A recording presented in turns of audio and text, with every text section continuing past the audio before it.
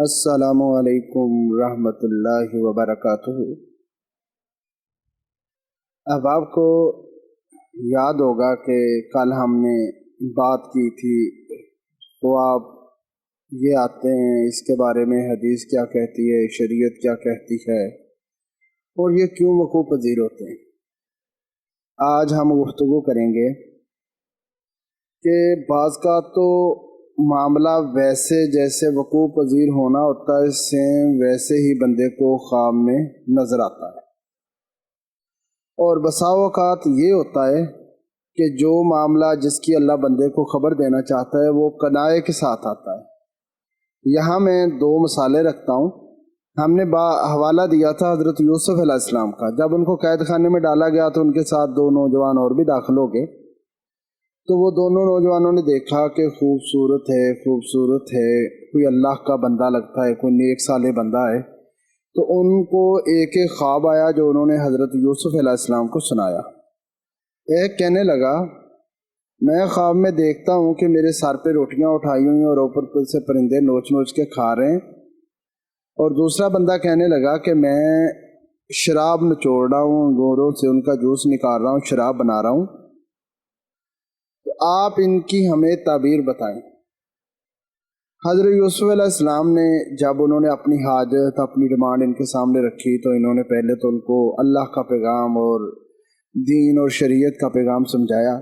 اور اس کے بعد انہوں نے دونوں کو تعبیر بتائی۔ کہا کہ تم میں سے ایک اپنے بادشاہ کے لیے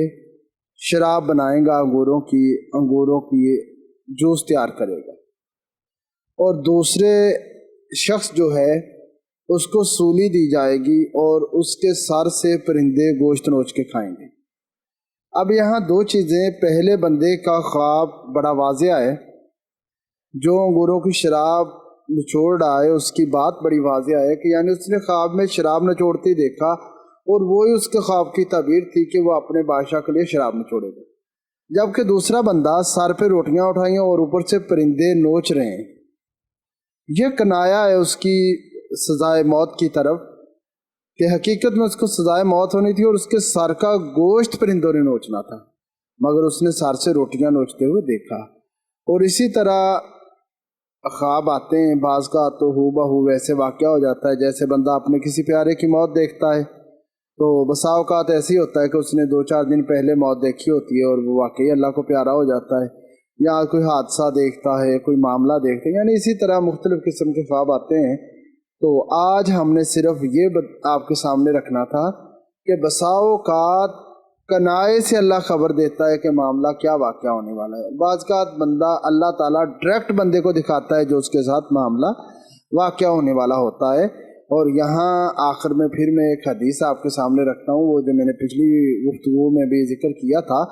کہ رسول اللہ صلی اللہ علیہ وسلم نے فرمایا کہ جب تک خواب کی تعبیر نہ کی جائے